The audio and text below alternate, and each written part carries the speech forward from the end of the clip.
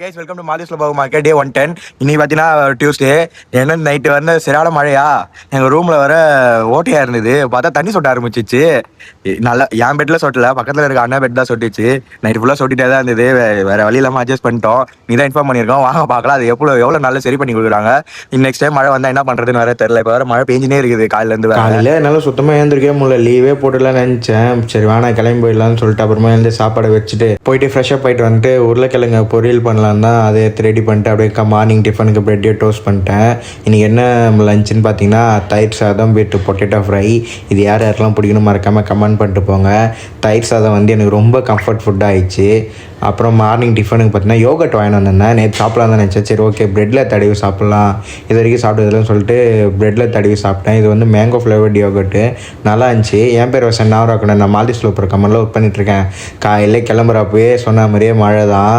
இந்த ஊரில் பாருங்களேன், கொஞ்ச நேரம் மழை பெஞ்சில தண்ணி நிற்கும், ஆனால் அதே மாதிரி தண்ணி எல்லாமே ஒரு 2 ஹவர்ஸில் ட்ரெயின் ஆகிடும். சூப்பராக வச்சுருக்காங்க ட்ரைனேஜ் சிஸ்டம்.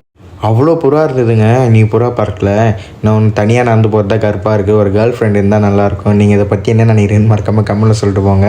ஆஃபீஸ் கிட்டே போகிறப்போ பார்த்தீங்கன்னா செம்ம மழை அடிச்சு ஊற்ற ஆரம்பிச்சிச்சு.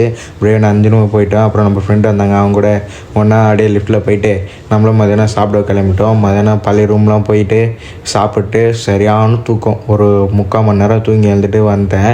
ஈவினிங் கிளம்புறதுக்கே ஒரு 6:30 மணி போல் ஆயிடுச்சு. அப்படியே கிளம்பி அப்பயும் மழை பெஞ்சினே தான் இருந்தது. அப்புறம் ஒரு ஃப்ரூட் ஷாப் வந்தோம். நிறைய ஃப்ரூட்டு டிஃப்ரெண்ட்டாக வச்சுருக்காங்க. நம்ம ஊரில் பார்க்க முடியாத ஃப்ரூட்லாம் இங்கே இருக்குது. செம்ம காஸ்ட்லியாக இருந்தது அந்த ஃப்ரூட்லாம். ஆனால் வெஜிடபிள்ஸ்லாம் கம்மியாக இருந்ததுங்க. இது என்ன கடைன்னு மறக்காமல் தெரிஞ்சால் கமெண்டில் சொல்லிட்டு போங்க. இது தனியாகவும் நான் ஒரு நாள் போயிட்டு வீடியோ போடுறேன். அப்புறம் நானும் போய் பார்த்துட்டு கொஞ்சம் திங்ஸ்லாம் எடுத்துகிட்டு நம்பூர் அருண் ஐஸ்கிரீம்லாம் இருக்குது பாருங்கள். நம்பூர் ஐட்டம் நிறையவே இருந்தது இந்த ஷாப்பில். எனக்கு தெரிஞ்சு மற்ற கடையை விட இந்த கடையில் கொஞ்சம் கம்மியாக இருந்த மாதிரி தான் இருந்தது. நான் வந்து பார்த்திங்கன்னா 110 ரூபாய்க்கு வந்தேன். அதாவது 660 ரூபாய்க்கு ஆப்பிள், பீட்ரூட்டு, காலிஃப்ளவர், கத்திரிக்காய் வாங்கிட்டு வந்தேன். ஒரு ஆப்பிள் நம்ம ஊர் கஸ்க்கு 30 ரூபா, இங்கே 5 ரூபாய். அப்படியே நானும் ரூமுக்கு வந்து சேர்றதுக்கு 7:30 மணி ஆயிடுச்சு. பாய்.